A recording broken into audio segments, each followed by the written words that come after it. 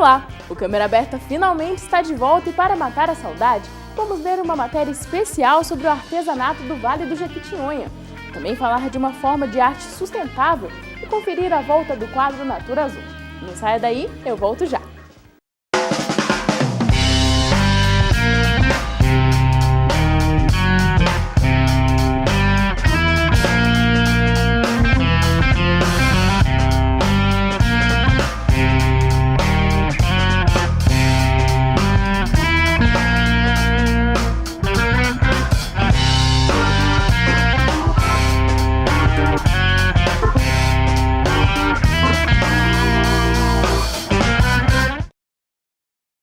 O Natura Azul está de volta, mas agora dentro do Câmera Aberta.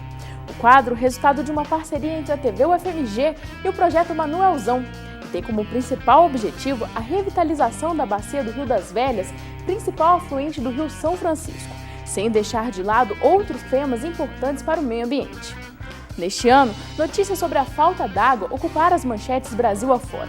A seca ou estiagem é um fenômeno climático causado pela insuficiência de chuva numa determinada região, por um grande período de tempo. Em 2014, o país sofreu muito com a falta de água e alguns reservatórios estão em situação de emergência.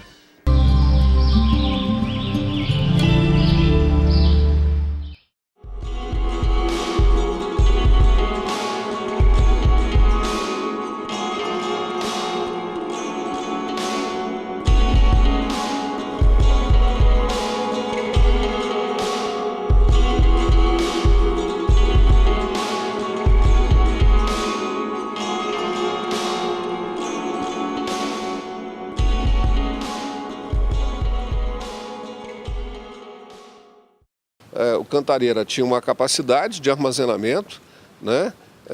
Como houve uma escassez grande de chuva, né? Você foi simplesmente exaurindo todo o reservatório que você tinha, né? Então, quer dizer, os últimos dados mostravam que você tinha um volume útil lá de cerca de 8% só do reservatório, né? E aí, ao invés de você já colocar uma ideia, olha, precisamos racionar, precisamos limitar o consumo, né? Já que não temos água, e é verdadeiro, né? Não temos água para gerir esse sistema indefinidamente. Mas aí se optou pela exaustão, ou seja, então está se levando o sistema até o consumo praticamente total desse reservatório.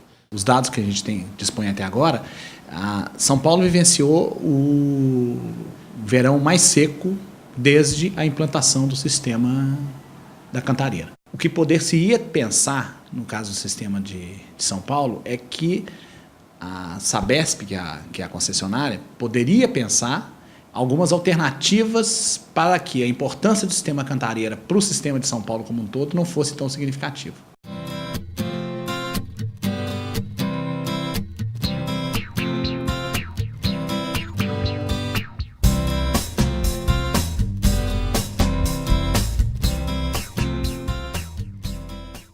A situação da região metropolitana de Belo Horizonte é uma situação que nós não teremos problema, né, durante esse ano de 2014, porque o sistema de produção de água e de distribuição de água ele é bastante flexível.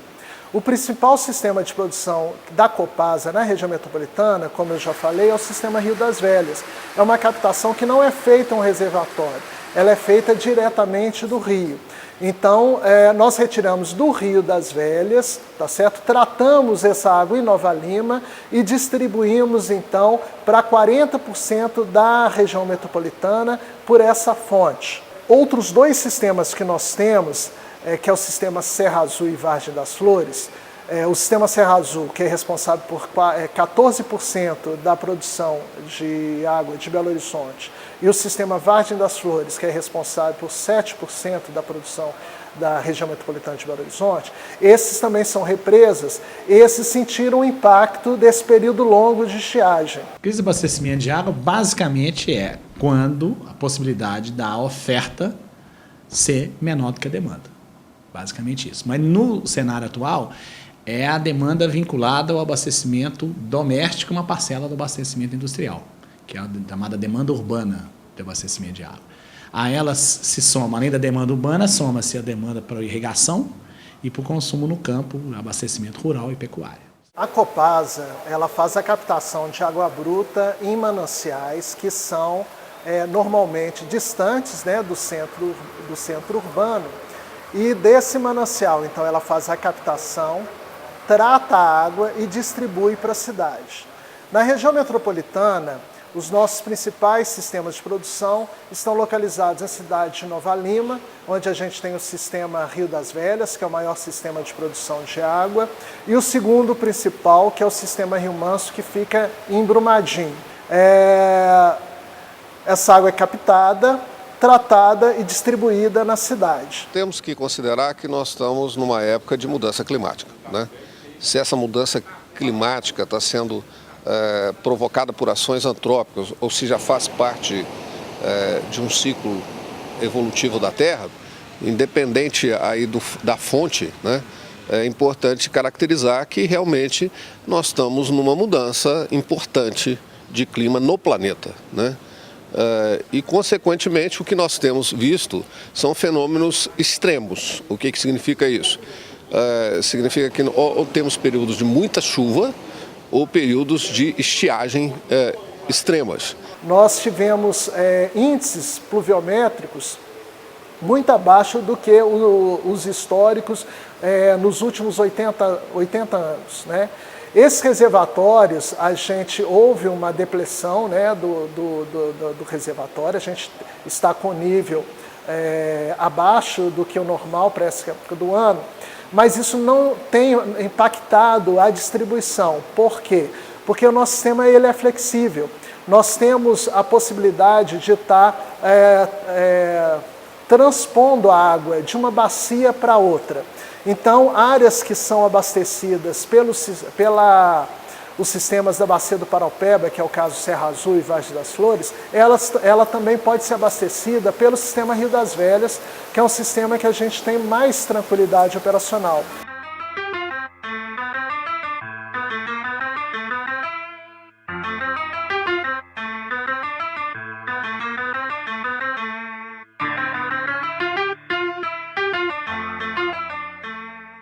Hoje nós temos aqui 2 adultos e 3 crianças residindo na casa, né? E desde que, né, os nossos filhos nasceram, que eles já são educados, né, dentro dessa nova lógica, né, mundial de preservação e de consciência com relação ao uso da água. Aqui na casa, para economizar água, né, primeiro a gente, né, faz todo um trabalho de redução da água a ser consumida, né, não deixar o chuveiro ligado durante muito tempo, usar, né, a água da pia o estritamente necessário, né, para lavar o que precisar lavar, né, enfim. E juntamente com isso a gente tem também o reaproveitamento, né, de água de chuva para utilização na máquina de lavar e jardim. Esse foi um desejo que veio, né, do meus tempos de estudante ainda, né, um pretenso arquiteto, jovem estudante, né, já entusiasta desse assunto, né, preocupado também, né, com a sustentabilidade do mundo. Então, logo quando eu me formei, eu tive a oportunidade de construir a minha própria casa e resolvi aplicar nela, né, todas essas técnicas e todos esses conceitos da sustentabilidade. Além disso, ainda tive também o privilégio de poder estar morando do lado de uma estação ecológica, né, inclusive de abastecimento de água de Belo Horizonte. Então isso fez com que não só o meu desejo, né, mas a minha preocupação se redobrasse no sentido de ter, né, uma qualidade, né, nesse uso da água e nesse descarte da água também. É importante saber que apesar desse controle que nós temos e dessa garantia do abastecimento que nós temos, né, para a região metropolitana, todo cidadão ter consciência que a água é um recurso finito. E por ser finito, nós temos que estar utilizando desse recurso com racionalidade. É preciso considerar também que nós temos que fazer uma gestão adequada também da bacia hidrográfica, porque se a água chega e ela também não é armazenada no solo, não alimenta os lençóis freáticos, não alimenta o rio, evidentemente que também nós não vamos ter água em quantidade e abundância para que ela flua pelos rios e faça suas funções ecossistêmicas, né? Nós temos que também ter um uso mais racional da água, para todos os fins, né? Para atividade doméstica, a comercial, industrial, não dá para ficar esbanjando, desperdiçando água. Quer dizer, a água é um bem precioso, né? Está ficando cada vez mais claro isso, né? De valor econômico, e que nós temos que fazer com que esse bem continue existindo para todos.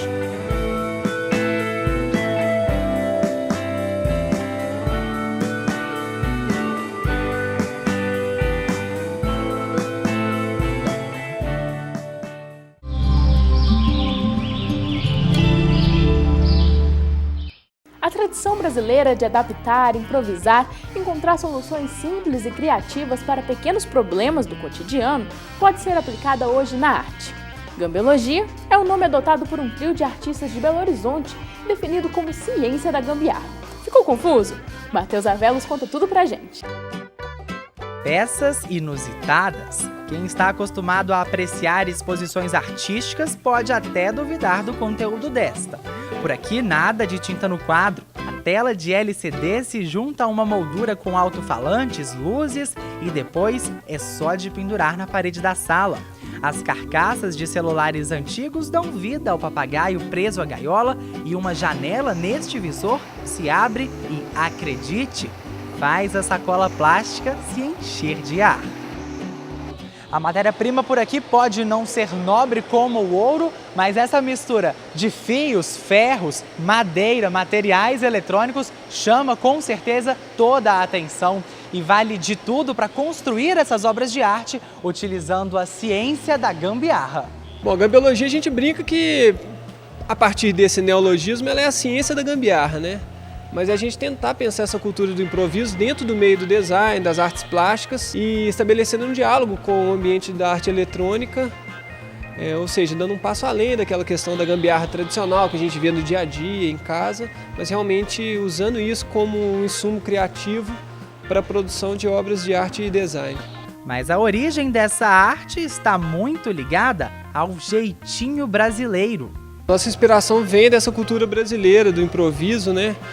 Que aqui no país eles chamam de gambiarra, mas que é uma tradição em vários países, principalmente de terceiro mundo. Pouco a pouco a gente foi reconhecendo que a ideia de utilizar essa lógica do improviso, da gambiarra, ela não era exclusiva do nosso trabalho ou aqui do país. Isso era reconhecível se a gente tentasse entender de uma forma mais ampla. É muito fácil de reconhecer similaridade com o trabalho de outras pessoas. E é essa tradição de adaptar, improvisar e encontrar soluções simples que pode ser vista na exposição Gambiólogos 2.0, que ainda propõe na temática o uso de tecnologia de maneira sustentável, além do reaproveitamento de materiais e objetos do cotidiano. No espaço, 40 trabalhos são apresentados por cerca de 30 artistas.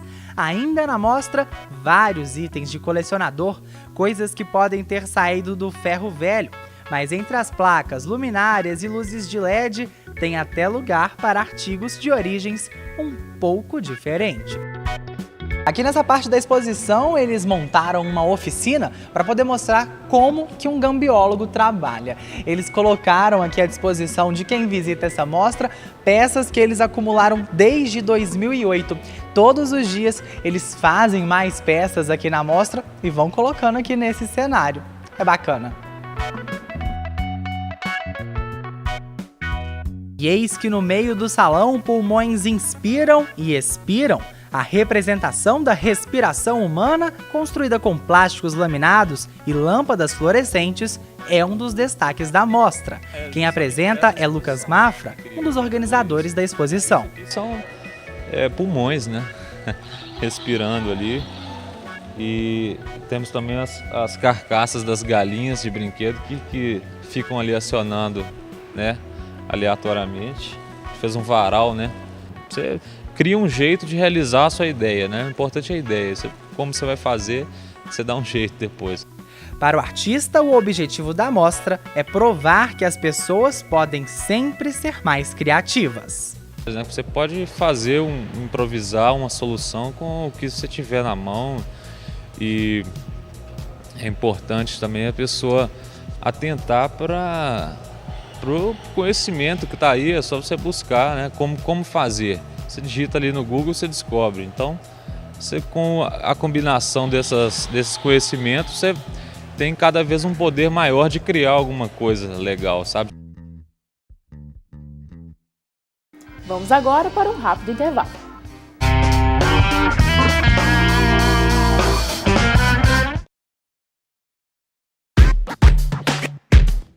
Essa é a rádio FMG Educativa. Se liga. 104,5 FM é a frequência que está em sintonia com a população. Sintonize já. 104,5 FM, coerência, cidadania e cultura na programação. A rádio que transmite informação. O FMG Educativa, a estação do conhecimento. O FMG Educativa, a estação do conhecimento.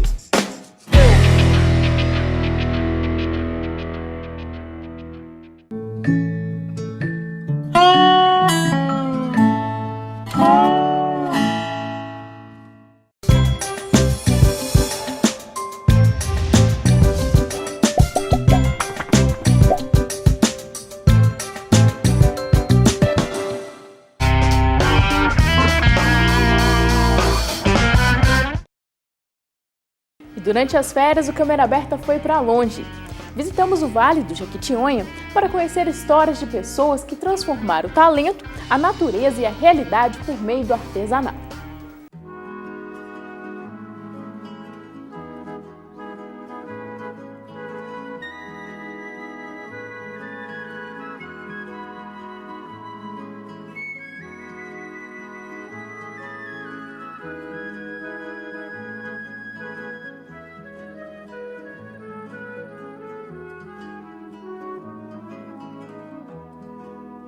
Eu faço porque gosto, mas eu acho que ele me protege também. Porque eu sou Leonardo Batista dos Santos, nascido no dia de Todos os Santos, né, dia 1º. Então sou bem protegido por todos, graças a Deus. O meu trabalho com barro foi aos 7 anos de idade. Assim, a primeira peça que eu comecei a fazer foi o violeiro. Porque a gente não tinha mesmo dinheiro para poder comprar um brinquedo e tal. Então a gente fazia a gente mesmo. Desde criança, que minha função é artesanato em geral. Bordado, costura, crochê, tricô e cerâmica. E aí eu resolvi fundar essa associação. Tem uns 35 anos, por aí, sabe? Que ela foi registrada. Nós somos 60 artesãos aqui. Selma Quaresma mesmo foi aluna minha. Quando criança, eu ainda morava na fazenda, a gente brincava demais com barro, fazendo panelinhas. E eu fazia bolinhas, muitas pelotinhas para o meu irmão, sabe? E depois eu comecei a furar essas bolinhas e fazia cordões de bolinhas. E também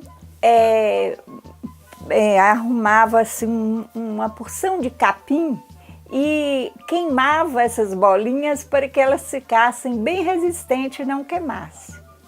Então, no meu tempo de criança na fazenda, eu já lidava com o barro. Meu marido faleceu, meus meninos ainda pequenos, e sempre eu tinha um sonho, era fazer direito. Eu já tinha terminado o curso e fiz uma porção de presentes para dar para o Natal. E veio aqui a gerente do Banco do Brasil e achou lindo as coisas que eu estava fazendo, pediu para expor no banco. Só que não ficou nada, vendeu tudo. Aí eu fiquei animadíssima com aquilo, comecei a produzir. Eu fui escolhida para expor numa feira nacional só esses estandartes, sabe? E daí esses estandartes virou meu carro-chefe de trabalho. Então, quando pequena eu trabalhava com bolinhas e continuo até hoje trabalhando com as minhas pelotinhas.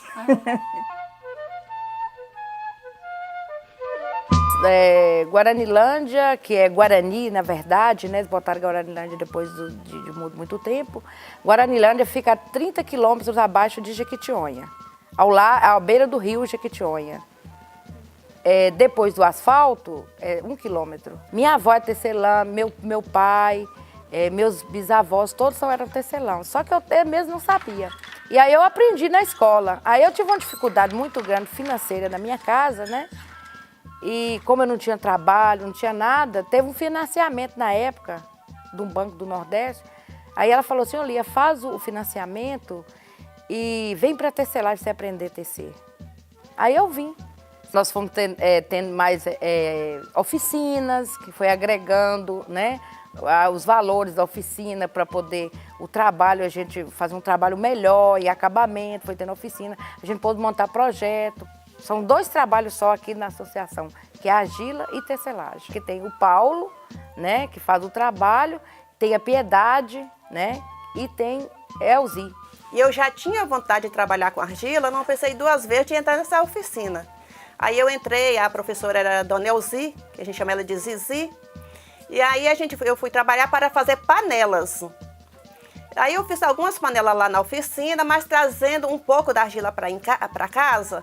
Aí eu fui fazendo as bolinhas, e dessas bolinhas eu fiz o colar, fiz os móveis, e fui inventando, fazendo outras peças. Eu criei por gostar do trabalho.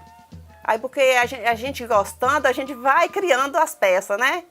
Vou vendo, vou inspirando, até assim com a natureza, eu faço as folhas, eu vejo uma folha bonita, e aí a gente vai criando. Para quem aprende é até bom, mas eu de 6 em 6 meses que eu mexo com isso. Eu tô cheia de encomenda agora, mas eu não vou dar conta de fazer tudo, não.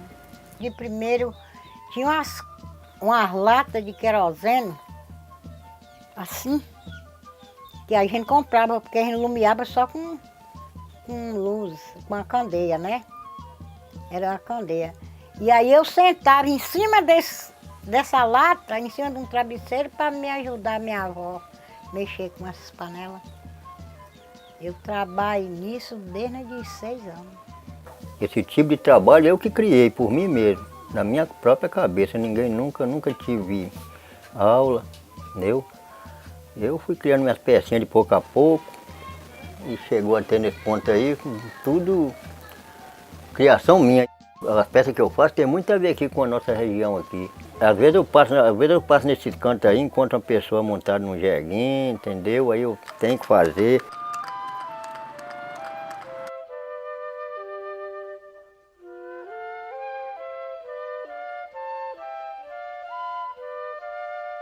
A gente vai, leva para a feira, então a gente já tem lá uma área lá, todo ano a gente vai e leva as peças. Mas não é assim, esse tanto de peça igual a gente tem aqui. E de vez em quando chegam as pessoas de fora, vêm comprar aqui e é que a gente sobrevive nisso. Então a gente precisa de ter mais apoio para a gente juntar os artesãos para trabalhar junto com a associação. Naqueles momentos de folga, eu faço o artesanato. E eu vendo para Belo Horizonte, São Paulo, para Bahia. Sempre a gente está recebendo visitantes aqui na nossa comunidade e eles vêm até a minha casa e compram minhas peças. Quando eu cheguei aqui, o pessoal estava vendendo, eles faziam as peças deles, que eu também não tinha noção de preço, nem de nada.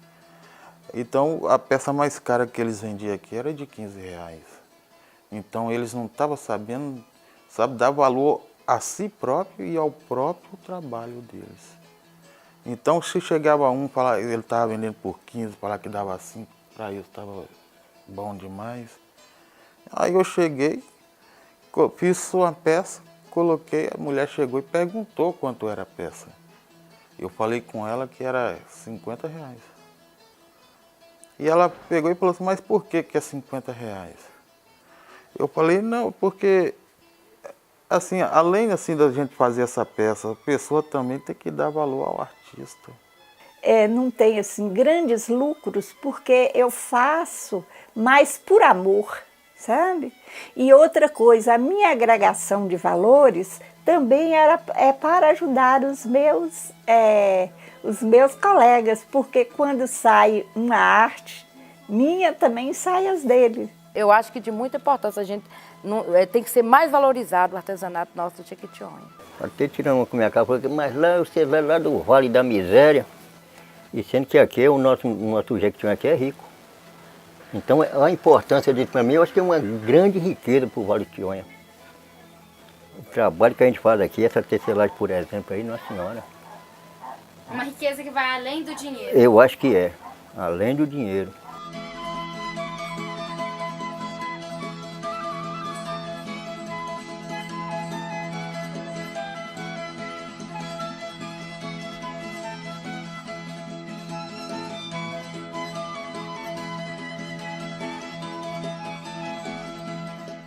O programa chegou ao fim, mas continue acompanhando a programação da TV UFMG pelas redes sociais que aparecem na tela. Semana que vem, quem está aqui com vocês é o nosso novo apresentador, Lucas Serra. Um beijo para vocês e tchau!